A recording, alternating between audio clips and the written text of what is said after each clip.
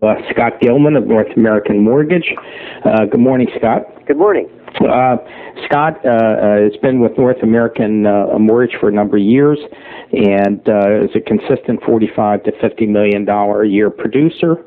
And before we get started, everybody kind of likes to know, start the same way, where people came from. They have kind of an innate fascination, and kind of how you got in the business and when you got started. Well, I'm a native Californian, born and raised right here in Southern California. I've done two things in my entire life. I was in the... well, we can't talk about that one. I'm sorry? That's a joke. I said we can't talk about that. This is a family tape. One business prior to this, and 13 years ago. Mm-hmm. I was living in an apartment who is now one of my best friends today, next door to a gentleman who got into the mortgage business. And his first month out, he came home and he showed me a paycheck after working for a month of $10,000, and I said, if you can do it, I can do it better. I went to school, I got my real estate license, and the rest is history. Where'd you go to school? I'd say real estate school to get my real estate license. Oh, I see. And then you worked your way into to work for a mortgage banker or a brokerage company. I opted not to work for a bank at that time, and so you had to be licensed in order to either sell real estate or do home mortgages. Yeah, I assume you're talking about Dave Wallman. No. No, you're not. Oh, okay. I thought you were. David did. When you said $10,000 a month, I know, that's just the kind of guy that does it. No, Dave Wallman came about 3 years later. I see. Well, let me ask you, when you first started off in the business, did you start the old-fashioned way with about an hour of training and throw you out in the street and start hitting realtors, or did you? That's exactly what I did. I started the old-fashioned way. I sat across the desk from a gentleman in his office, a closed room, with him puffing on cigarettes and me listening to conversations that he was having with other clients and working on an HP 12C, a calculator. Yeah, so I use one myself even today. And I watched him, and I couldn't breathe sitting in his office. So I said, you know what? I'm not going to sit here. I'm not making any money sitting here, and I've got to make money. I'm getting married. I've got to go out and make something happen. So I went out on his little IBM dot matrix computer, made a flyer advertising FHA loans. And I went out there and started hitting the pavement, started calling on real estate offices, 14, 15 offices a day, Saturdays and Sundays, going into open houses, doing open house flyers, the absolute old-fashioned way, and truly today, the best way of doing business. Right. It's funny, you raise an interesting point for our listeners out there, especially for those loan officers that are just getting into business. At a certain, and feel free to correct me if I'm wrong, but I think at a certain fundamental level, there's certain things that don't change with the realtor market, and that is nothing takes the place for persistence, for getting out there, getting face time, working Saturdays and Sundays, doing all the things you say. I don't know of another way to do it that's effective. Today, because what's happened today is so many real estate offices, and I can't speak for the rest of the country, I can speak for here. Sure. There are so many CBAs, control business arrangements, and real estate brokers that have started their own companies, and they have what are called closed offices. So if you can't get into those offices between the hours of 9 to 5, if you will, then you find yourself working the night shift or the early morning shift, and you've got to go out and you've got to go out and start working after 4 or 5 o'clock in the afternoon when the gatekeeper isn't there, and to get back into the office to talk to people, or you've got to hang around the mail slots, hoping a real estate agent comes back over there, or you've got to be out on Saturdays and Sundays and on caravan days on Wednesdays out here when they're caravanning in order to get face-to-face with them. And nothing will... I don't care if you've been doing this for 20 years or you started doing it last week. You've got to get face-to-face with agents. That's the only way to make money. Yeah, usually we don't start talk about CBAs until a little later in the deal, but you did raise the issue, so let's get right into it. because I think there's a lot of loan officers out there that are either reasonably new or just have a year or 2 years experience. They really are experiencing some problems out there with these controlled business arrangements, and to be very honest with you, a lot of the managers out there, I don't think are doing right necessarily by their customers and the way they're steering business to people. And I just wonder if you comment on a little bit more, also with some maybe some specific ideas of how you work your way around it. Well, I mean, there's no question the CBAs and the in-house lenders, most of your real estate agents prefer not to work with them. But it's the job of the loan officer to find those people that prefer not to work with them, and how do you get to them? And there's no question that you're doing the agents and the consumer a crime because the in-house lender they're promoting a dozen products, or they're exposing the agents to a dozen products, but you've got another 5 dozen products that are out there. Mm-hmm. And that's where you're doing them an injustice by not allowing the office to be open and hearing what everybody else has to offer. As far as getting through the gatekeeper and getting to these agents, as I said before, there's several means of doing it, whether it be telephone calls, setting up interviews with the agents, hanging around different parts of the office. If you just get in the office, you can't get past the receptionist, but you can always throw flyers and hang around the mail room, make coffee, clean up, and an agent will come in to get their mail, and you start conversations. You're out on caravan day, and you've got a slew of agents that are going into the open houses. You go and you mingle with them there, and you speak with them there, and you set times where you could go to lunch with them and come in and talk to them and share with them what you have to offer and why you could be of better service to them. And the best way in the world is the Saturdays and Sundays, is to go out there and meet them while they're sitting open houses. And that has always been, for me, my best way of making contact with the people, because you can talk to them and they'll listen to you. I agree on that.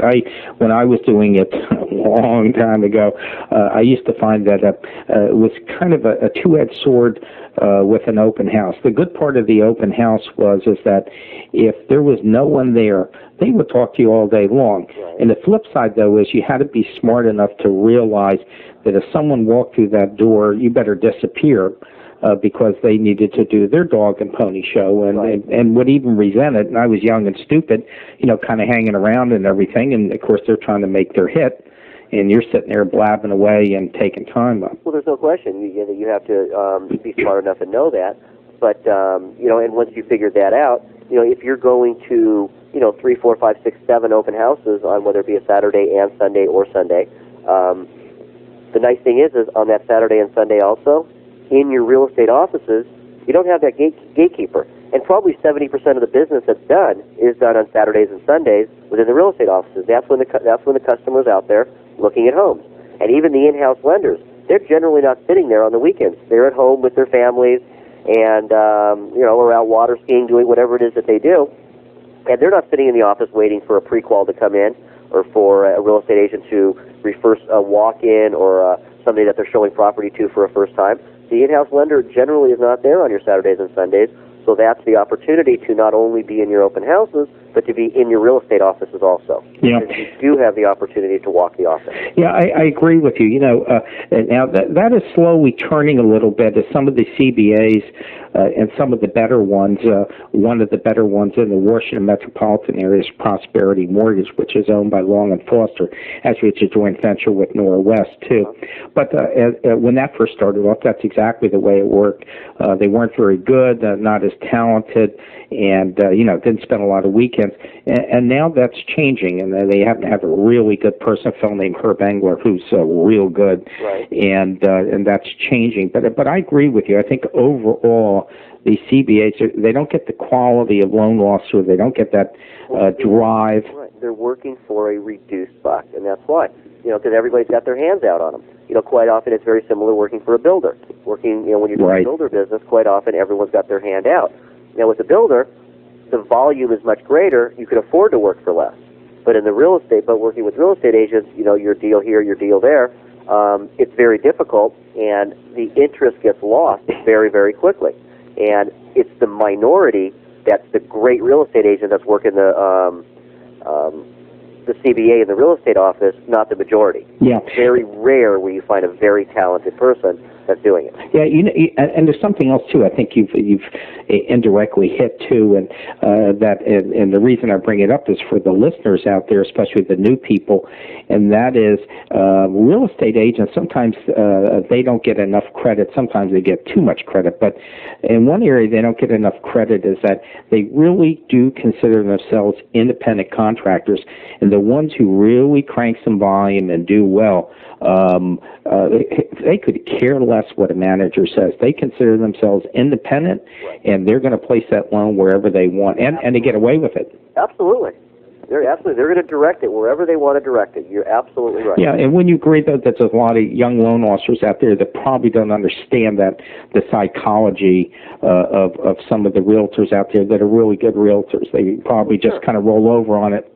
Well, because I think the loan officers are taught that that there's certain channels that you have to go through, in being professional, if you will. Whereas you have to meet the gatekeeper, you've got to talk to the manager, and 95% of the time, the gatekeeper or the receptionist or the manager, they're just going to shut you down, and then all of a sudden you've got an office of 125 agents with maybe 50 possibilities of doing business with, 75 possibilities of that 125 agents, whereas right off the bat, you walk in, you're shut down, and you walk away from absolute opportunity. Right. So you can't stop there. Yeah, I'm glad you're talking about this because of all the interviews that I've done, and I don't think we've really mentioned this, and every interview brings something new to the table, and that is you really have to kind of get almost into kind of a guerrilla marketing,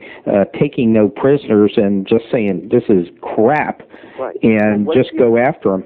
What's the, I don't know, it may have been Todd Duncan or one of the guru speakers that said it takes 9 tries to get through, or 9 no's to get a yes.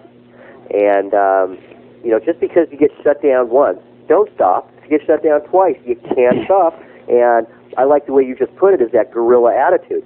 You've got to keep going, because you're going to break down the wall. You've got to be persistent. And in this business, it's very easy to put your tail between your legs and walk away. Right. I think all of us, excuse me, I think all of us, probably you included, me, over the years, you do get a little intimidated at times. It's Friday afternoon, you maybe had a rough week or whatever, and you go in that office, and you almost kind of get scared of going in, knowing what you're going to hit, but that's when you need to get to that next level. Yep. And just say, this is, BS, and just forge ahead. And there's living proof all around. If it's a new guy that's listening to this, hopefully, there's all around you, there is so much opportunity and so much success all around. All you've got to do is want it. And in this business, it's an absolute. You can have it. You can have everything you want. Everything. You can have all the success, all the money, all the acknowledgement, everything in the world in this business. It's just there. It's there for you to take. Literally, it's there for you to take. And there's thousands of real estate agents that are out there that are willing to give it to you. There's hundreds of builders out there that are willing to give it to you. All you've got to do is get to them. You know what's kind of interesting? I was talking to someone yesterday, and I thought the theme kind of fits in here nicely. We were talking about the fact that the mortgage banking business doesn't have a lot of buzz, for example, within the senior college graduate community. Everybody wants to go internet and high tech and whatever. However, as we discussed yesterday, and I'll pose to you, where else can you go as a 26-year-old kid, really, and within a couple of years be making a 6-figure income, and not only that, be in a business that's an annuity business, which is the rarest and the hardest and the best business of all. There is nothing that takes the place of an annuity income, and that's essentially what our business is. Absolutely. I don't know where else you can go. And if you go to sell insurance, it takes you 10 to 12 years until you start getting things going. Right. Whereas in the mortgage business, I was fortunate. I don't want to say times were different because they weren't. When I got into business in 1988, I was told that you've got to be absolutely crazy to even think about getting in this business today. It's so difficult, it's so competitive, so on and so forth. And in a matter of 6 months, I was making $4,000 to $5,000 a month. 6 months after I got into business, consistently. And it was a year after that I went right into double digits, and I haven't turned back since.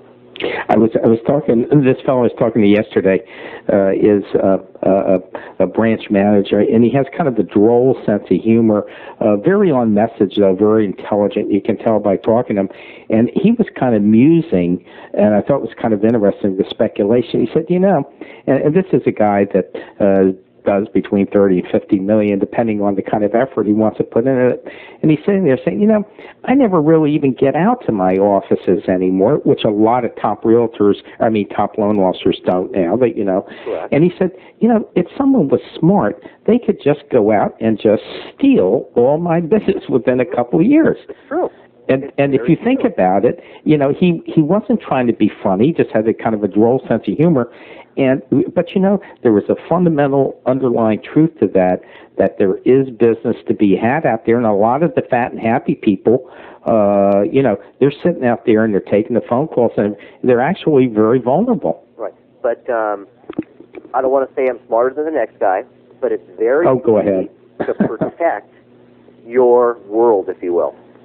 And you know something? If you get out and you see one office a day, or you see one of your agents a day, because I don't work with 40 different real estate agents. I work with a handful of real estate agents. Over the years, these are the people that feed me. But technology brought us something many, many years ago, in the computer. And somebody developed something within the computer, a software program called a database. And the database, you put your customers. The customers is something that you could do what's called a mail merge. You do a mail merge, you can stay in front of your customers on a monthly basis or a quarterly basis by sending them a newsletter, just a hi letter, a postcard, anything.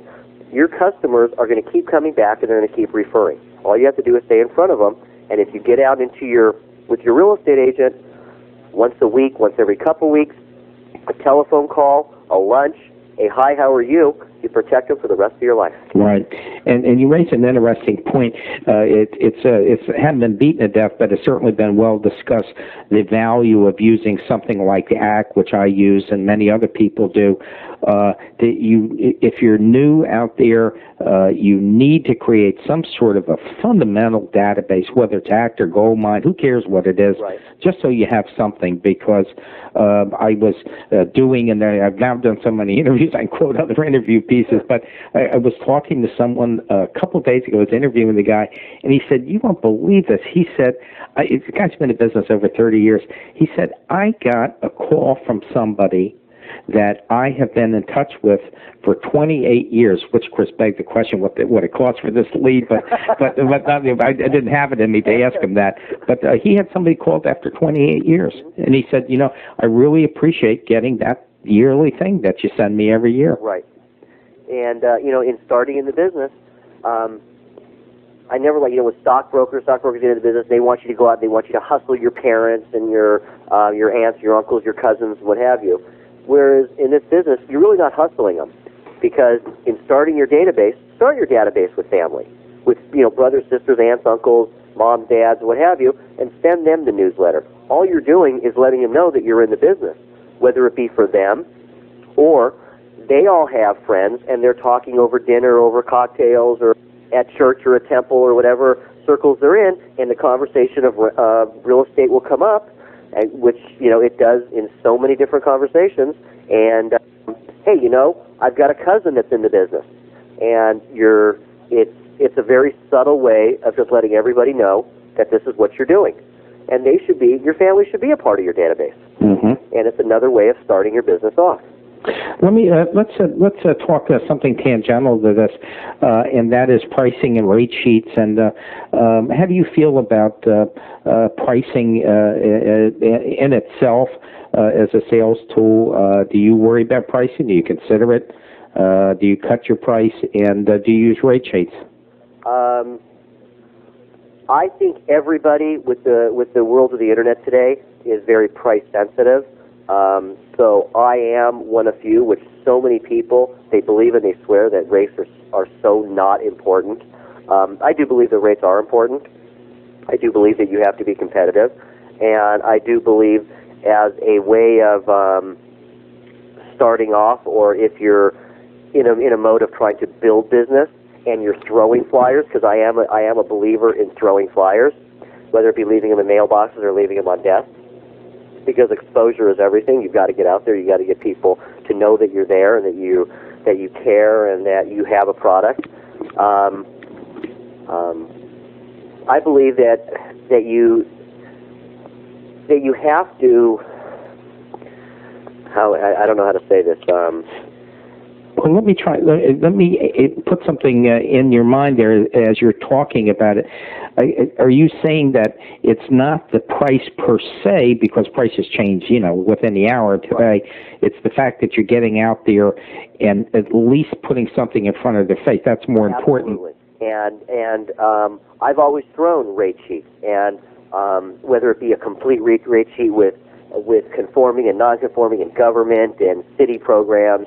I've always thrown those, and I've always thrown very specific ones. I've always thrown successful closing. I just recently closed a transaction for Ken and Barb Heller at Coldwell Banker at 125 Hope Street, and letting other people know that you're closing loans for top real estate agents. So it's when you've got flyers, you've got a couple thousand flyers circulating, and you've got whether it be a new real estate agent or any real estate agent looking at it, and they see, wow, Gilman's closing loans for the Hellers and for the Stevenson team and for the Curtis team and for these people. Wow, he must be doing something right. He's closing these, the big hitters' loans. That's you're the first person ever to bring that up. What's that? You're the first person to bring that little tack up. Well, you know who I learned that from? A good friend of mine, David Waldman. And but if you think about it, people want to associate themselves with successful people. And if a loan officer is doing loans for successful real estate agents, why would a real estate agent that either one is successful, an up-and-comer, or a rookie want to associate themselves with the person that's doing business with the big hitter? So you're letting everybody know Gilman's closing loans for the Curtis team, for the Heller team, for this team, for that team. Mm-hmm. Let me ask you something. When you get up into that $50 million level, there really is a separation between those people, and I'm not just talking numerically either, between those people out there that are doing 15 or 20 million a year, and they do it every year, and they make an okay living and everything, but they can't seem to get to that level that you're at. And so I wondered if you would maybe concentrate on what is it that you do specifically, leaving aside the referral business that obviously comes back over the years. I don't want to talk about that right now. But, how can you go from 20 to 50 million out there when so many people get stuck at that 20 million level? I think more than anything, it's consistency and desire. You have to consistently do the basics. You have to return phone calls. You have to be competitive. You never want to overpromise and underdeliver. It all goes back to the basics. And once you've reached that $15, $20 million level, and you're making your $150,000, $200,000, whatever it might be, a lot of people are very comfortable with that. It's a good living. Let's call it spade a spade. It's a good living. But you know what? It's a lot better living to double that. And so all you have to do is keep working the same way you're working. You find that your customer becomes a better customer. Your loan amounts go up. So you're not necessarily working that much harder. You're working more efficiently. And you might have an assistant that's working with you now to help you reach that other level, that's taking care of some of your database management, some of your mailings, some of your phone calls that come in. You're not hiding behind anything. You're out there doing what you do, or doing what I do, going out there and getting business, because that's my job. My job is to go out there and get business, make relationships, make things happen, help people, quote-unquote, reach the American dream. Well, at that $50 million level, too, you obviously run into a time wall. And so my next question to you is, how do you manage your time efficiently? Obviously, to do that kind of volume, you have to. You prioritize. Like anything else, you prioritize. Everything, aside from my social life, I have to prioritize. When I pick up messages, if I'm in an appointment with somebody for an hour, and I'm paged 9 times, I sit down and I write the 9 messages down. And I say, this one needs to be called, you put them in order, 1, 2, 3, 4, 5, 6, 7, 8, 9. These 3 need to be called right now, and these 6 need to be called after 6 o'clock tonight. And so you make those 3 phone calls, you make the 6. Later on, you block off between 8 and 9:30 at night to set up interviews for the next day or appointments for the next day or, a couple days up the road. It's all prioritizing, and you can't do everything yourself. And that was the hardest thing for me, I think, was to give up control and to let somebody help me, to let somebody take a phone call for me, to let somebody put the package together for me to bring the loan in and for somebody to help me package the loan and get it off into underwriting. That was the hardest thing for me, was to give up control. But I had to do that to reach the next level. I had to. What kind of internal help do you have? How do you operate yourself? Because if I remember, you're a bit of distance from your office, aren't you? Yeah, I'm about 35 miles from my office. I actually work out of my home. I have somebody come in my home and help me for a couple hours a day, doing mostly computer database management, my mailings and what have you. I have my own processor I don't share with anybody, and I have my own underwriter. My business warrants that, but I also process out of 2 different locations. I process and underwrite out of 2 different locations because I do a split business. I do a realtor business, and I do a builder business.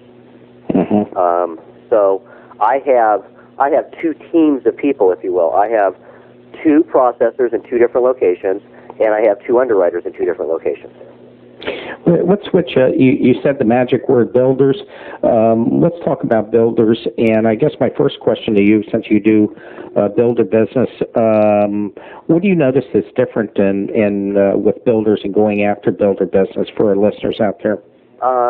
What's different with builders? Yeah, between that and realtors, I mean, there is a fundamental cycle. A builder can make you very, very wealthy in a very short period of time. But they can also take away your livelihood just as fast as a refinance wave can. You never want to put all your eggs in a builder basket, even if you're a builder-only person. Because if Centex Homes, I think they're a national builder. Yeah, they are. If Centex Homes, if you're doing Centex Homes in Southern California and you're working on 3 tracks out here and you've got 140 units, once those 140 units are gone, if Centex isn't building anything, they've just taken a year and a half of your life that you've put everything into. You've made yourself a bundle of money, but then where do you go? You're starting all over again. You've got to start developing relationships because you've lost them all over the past year and a half. And if you don't have another builder in your hip pocket, or if you don't have somebody else there because you've worked 10, 12, 14 hours a day to keep this builder happy, to keep up with the volume of business that you were doing, you're out of business, and you're starting all over again. So it's so important to manage your time and manage your customer. Builder business is a wonderful, wonderful business because that there's so much from one, but you can't live on one forever. You have to either spread it around, or if you have somebody that you're doing that much business with, you've got to relinquish a little bit of it, give up a little bit to a junior loan officer or to another loan officer to help you with it, to help you develop more builders. There's also a wave. I interviewed somebody not too long ago that does over $100 million a year in a 100% builder business. And one of the things that he's finding now, and he's good enough that he doesn't have to worry about it too much, but I think deep down there is some worry, and that is there's a lot of consolidation going on in the builder business now. And a lot of the smaller builders are getting eaten up, and all of a sudden, to kind of prove your point, all of a sudden you have a relationship with a couple of builders, and next thing you know, they're attached to a larger builder, Ryan or Ryland or whatever. And then there's a CBA, and you're done. Right. Right. Absolutely. And it's over. Absolutely. Or even if you're working with the giant builder, and everything's going along, he's just been approached by ABC Financial that, they're going to kick them back, a buck here, a buck there on a deal, or try to develop a CBA. And, the ears go up because all of a sudden, wow, we've got our advertising taken care of, we've got this taken care of, and it's very volatile. To some degree, it's no different than the realtor business. Mm-hmm. It could be very, very volatile. Except if you lose a realtor, there's always a large pool of them out there, at least if you spread yourself out a bit. You lose a builder, you lose 100 units. That's right, exactly. Well, what about in terms of approaching a builder for the listeners out there, do you believe in like going out and hitting the tracks and talking to the salespeople to build a builder business, or are you more go right to the builder himself and work on the builder? You have to handle a little bit different. I've always started with the tracks where you see who's out there. Again, it's just using a name that everyone knows, Centex Homes. If Centex has a development in my area, or 3 developments in my area, first thing I need to know is I need to go in the track and see what it is. Is it a non-conforming product? Is it a government product? Is it a conforming product? See what it is that they have to offer, and see who they're working with, and see what kind of product they're offering. You develop a relationship with the salesperson, who then hopefully will, if not recommend you to the sales and marketing director, then you go to the sales and marketing director yourself, because you have something different or better, or even if the same, you feel you could do a better job. So I've always felt more comfortable starting at the track, because that gives me the knowledge to go to the sales and marketing director and talk very knowledgeably on the product itself. Because I'm talking about the 3 products in Thousand Oaks or Ventura County. Mm-hmm. And I think, with knowledge wins always.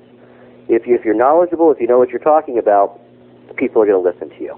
If you just come in and just start throwing stuff against the wall, who's going to listen to you? Right. Which level of respect that's taken from somebody that knows. Mm-hmm. Do you still go out and hit the tracks yourself now? Oh, absolutely, no question about it. And I have 4 tracks right now, and I've got 3 more that are opening with 1 builder.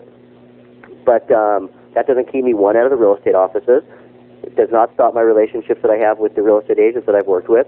And if a new track with another developer opens next door or up the street or in the same community, I'm always going in there because I want them to know I'm the guy that's handling this track. I'm part of the reason for the success of this track. So you might want to work with me also. If you're not, this is who you're working with. But no, I'm here. I know the area. I know the buyer. I know what's in this area.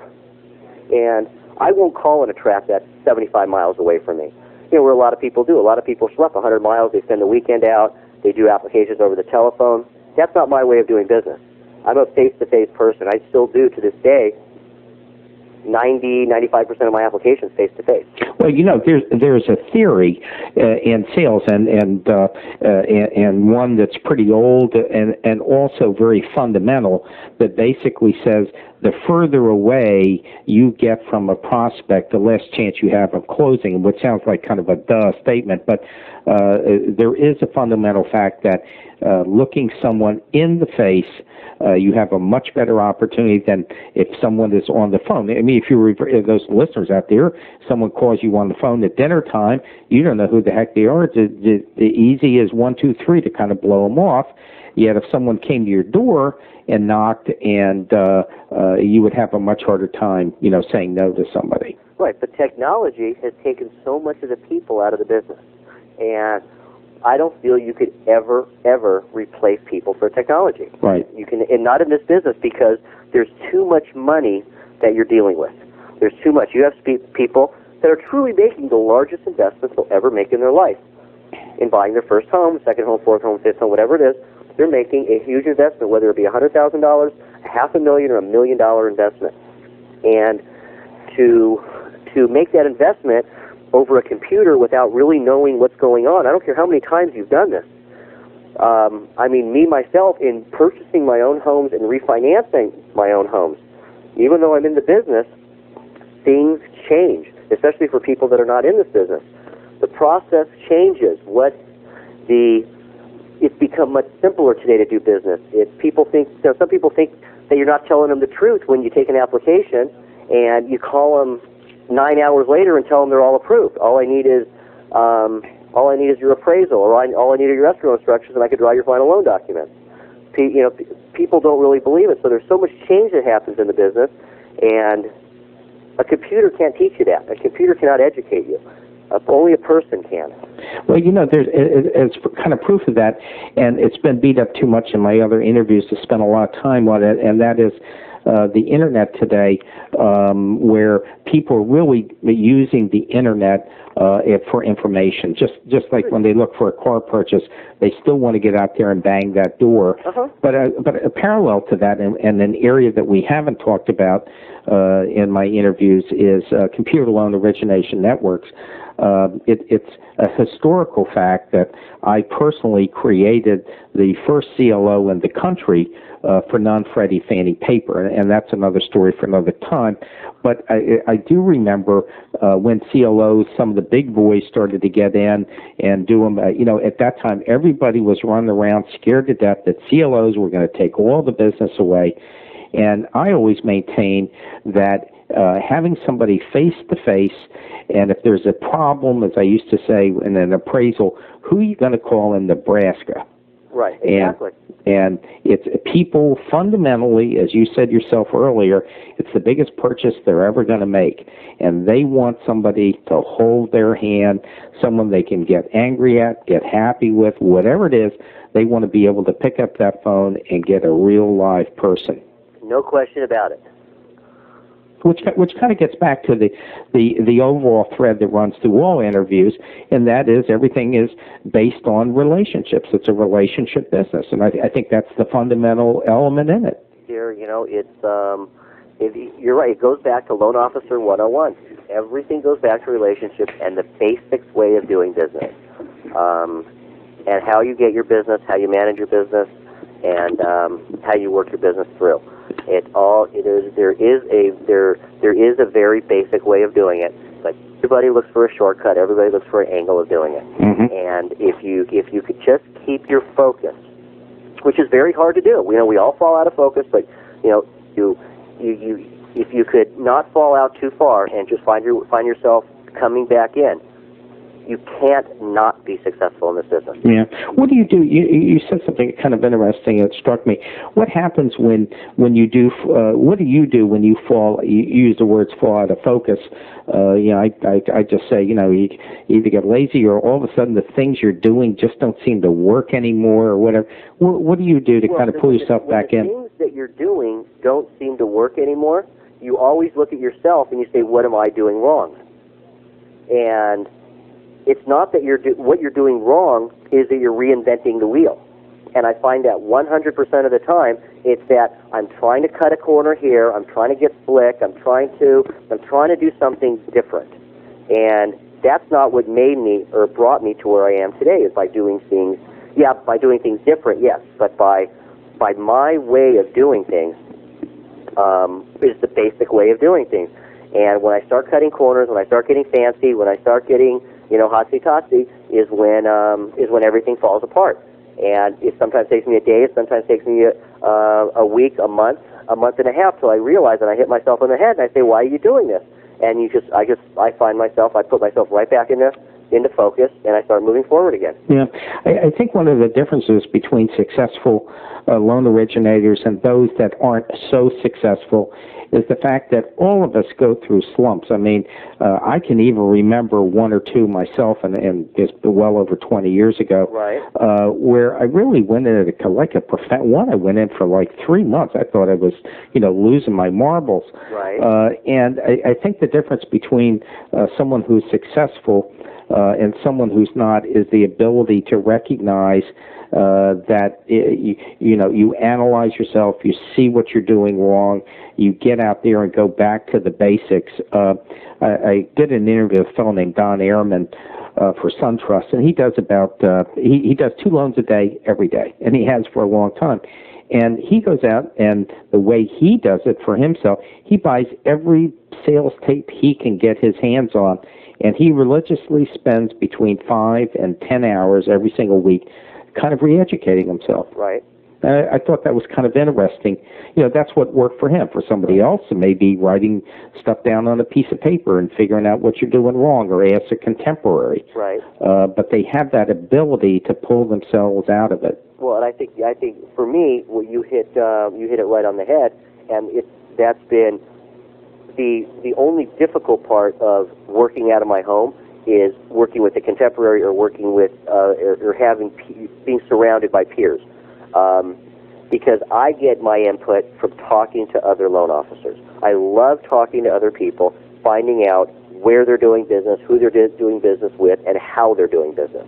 And I believe that there is plenty of room in this business for everybody. So I'm never out there to steal anybody's business, but I'm out there to learn what they're doing and how they're doing it. And that's what keeps me excited, and that's what keeps me pumped up, is by listening to other people within my own company. And sure, I talk to the other loan officers out there. I'm a very friendly competitor. But I love talking to other people and hearing what they're doing, how they put the deal together, how they got this realtor, how they got this builder, how they handle their database, the marketing materials that they send out to their people. That's where I get mine from. I love the success of others. Yeah. And again, the Todd Duncans, all the tapes in the world are wonderful, but I can't ask a tape a question, and I'm a question asker. I like asking questions. And well, that's kind of that's the fundamental kind of Socratic method of learning, which is one of the great methods of learning. Some feel it's the only real way.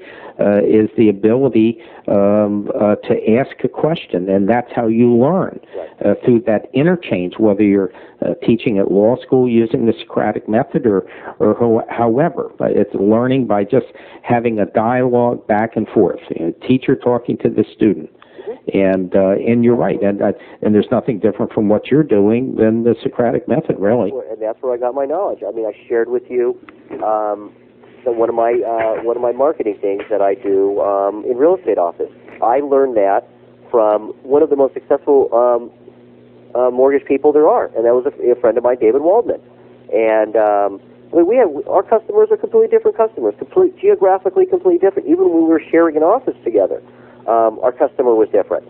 And I found that to be a brilliant way of marketing and advertising. Mm-hmm. And I can't tell you how many comments I got from it. And sure, there'd be jokes. Oh, you're copying my marketing. You're copying my advertising. Well, yeah, I am. And then the flip side, he did stuff that I did, and you play off each other. Yeah. And what works for him may not work for me, but it may work for me. Right, and I think there's something fundamental there too, because the people who are successful, they will take something from somebody that looks like it works. They'll try it, but the really smart ones, if it doesn't work for them, they'll drop it. The stupid people just kind of keep on going because it's your work for Jimmy. Absolutely, there's been plenty of stuff that I've dropped. Plenty. There's so many ways and mean of getting business. Some people, it works working with CPAs. Some people, it works working with business managers. Some people with attorneys. Some people with realtors. Some people with builders. I had a great interview with someone who gets business from stockbrokers. They developed an interesting niche where they go to stockbrokers, and of course stockbrokers are very concerned with getting control of as much money as they can. So his shtick is he goes in and he says, look, I got a couple programs here where people can put no money down. And all of a sudden their eyes light up that all of a sudden they're going to get that 20% down payment. Because and they're now not going to get the money from their brokerage account. Right. Absolutely. I've got there seems to be a lot of accountants in this business, people that are, whether they're CPAs or EAs, people that are accountants in this business. And I've got a friend of mine in the city who, he was a CPA for 4 years, and he couldn't stand it. He just hated it with a passion. And he looked around him and he saw, within his firm, which was a large firm, that there was a mortgage broker in the office that was doing all the business within the office, that the CPAs referred the business to him for their customers to purchase or refinance or whatever it might be. And when he decided he was going to get out of business, he went to the owner of the company, and he told him that I'm leaving, I'm starting my own mortgage company, and I would like to be this guy. Well, he became that guy. but that was the start of it. He made his business of working exclusively with CPAs and business managers. He does not work with any real estate agents at all. Zero. 100% of his business comes from now past clients, but it's 100% CPAs and business managers. Wow. All his business, it works. He was able to communicate with these people on their level. And that's where, now me, I've tried to get business from CPAs and business managers. Didn't work for me. So I dropped it. Yeah, me neither. Didn't work for me either. Didn't work for me. But it's a incredibly lucrative way of doing business. Incredibly lucrative. But it didn't work for me. It worked for him, and all the power to him. I raised my hand to the guy. Do you have any ways or any business that you bring that's kind of outside the box? People like title attorneys, or do you have any little niches that you kind of developed over the years that you would recommend? Unfortunately not. A very traditional way of doing business. Mm-hmm. I do business with builders, with realtors, and with my past customers. And that all by itself keeps me very, very busy. Well, what about the customers? I do want to spend, we're kind of getting near the end here, but I would like to spend a couple minutes talking about the people that are past customers, and what do you, I would imagine, I'll just take a rough hand guess, that 30, 35, maybe more % now is coming from referrals. You've been nailed it, 30 to 35%. Yeah, well, let me ask you something. Well, let me ask you something. How do you make that part happen? Because you don't keep in touch. You don't do some fundamental things. They're going by the wayside too. Well, what happens here? Okay, I do keep in touch every quarter. I'm a quarterly guy. Every quarter, I send something out. So every 3 months, I'm sending something out. What do you send out? I send out a newsletter. I send out a letter that I've drafted. If rates are trickling down, I'll do a 0-point refinancing as to that these are rates you may want to refinance. But what's been very, very successful over the past couple of years has been equity lines of credit, home equity lines. See, that's the beauty of this business. You've always got something new to talk about. And with your existing customers also, a lot of your existing customers, if they were young 9 years ago, they're not so young today, and they may have had baby children then, which are growing up children, and those children are now looking to buy houses. So you could always talk to them about low down payments, whereas you may want to help your kids buy their first house, or your kids may be thinking about buying their first house, or you may want your kids to buy their first house. Get them out of your house and move them on. Kids that are, parents that have kids that are going to college or finishing college. Mm-hmm. Home equity lines of credit have become a tremendous thing, where... in the sense that you're doing them, or... In doing them, yep. I mean, so many people 3, 4, 5 years ago didn't have home equity lines, or we didn't have the 80-10-10s like we do today, the 80-15-5s. Yeah, right. The zero down payments. We didn't have those. What a huge thing to talk about, that you could put on a home equity line for somebody at no cost, no fees. We're still making a buck, and whether they use it or not, they could have it attached to their house just in case. Get rid of that credit card that they're paying 12, 18% interest on, and tie it to a home equity line of credit that you could pay prime rate.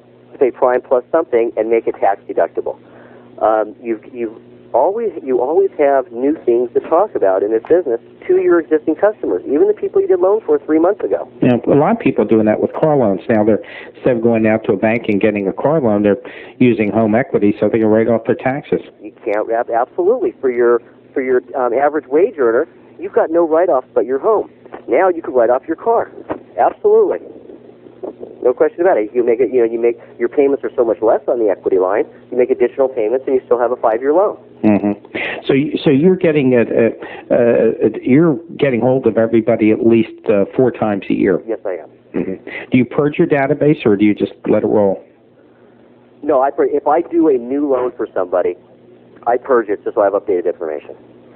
Mm-hmm. Are you using ACT or any of the other majors, or are you using a spreadsheet? I'm a dinosaur, so I use Microsoft Works, which... wow, yeah, you are.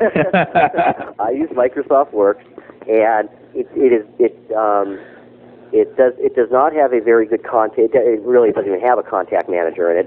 It's basically a spreadsheet database, and but it enables me to mail merge through. There's three programs in one. It's a spreadsheet, a database, and a word processor. And so within the word processor, I do my labels, and I can mail merge letters within that. And for me to take my what do I have in there? Some 1,500 names in there. For me to take that and to transfer it into ACT and relearn it, that works just fine for me. Mm-hmm. Yeah, that's what, you know. I guess it all gets down to at least you're doing something, and what you're doing is it makes it, you know, it's working. You have to have a database. Yeah. When people call you, when Mr. Smith calls you, you have the computer on. You go to Mr. Smith, and you're having a conversation. You're looking at it, and I did a $300,000 loan for you 2 years ago. You probably owe $190,000 today, and your home was worth $450 then. It's probably worth $525 today. This is how much equity you have. You know, you could, you know, just in the 5-minute, 10-minute conversation, you know a whole lot about this person. You know the wife's name. You know his name. You know the address of the property, when you did the loan, at what interest rate you did it for, so on and so forth. You've got the information at your fingertips. You don't have to fumble through.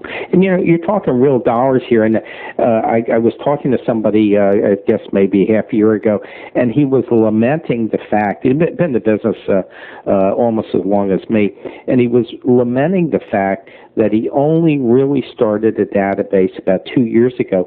And what he stupidly did is that he was with the company for a long time, didn't do any of that, you know, making a good living.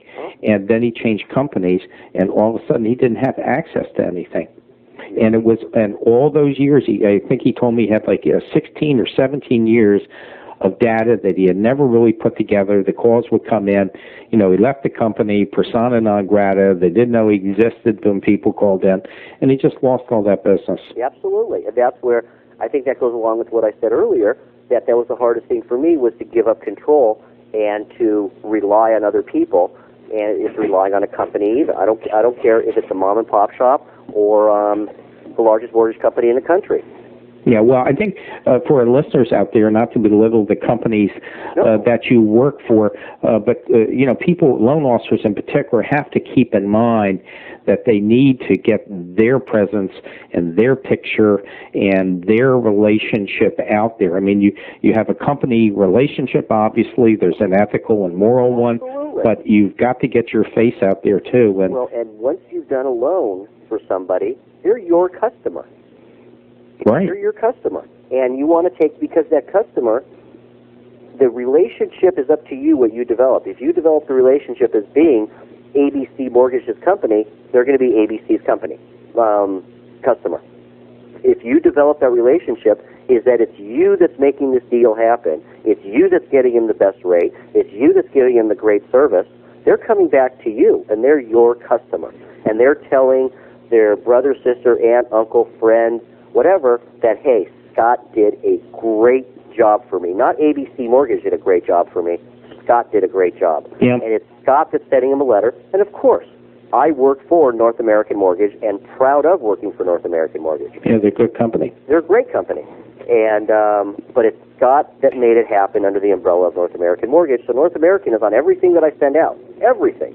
But Scott Gilman is bold. Scott Gilman is big and bold. Yeah, and I don't think there's a dichotomy there, because I think there's indirectly something to say to the companies out there, the mortgage companies, and that is, if you take care of your people and if you run a professional organization, your people are going to stay.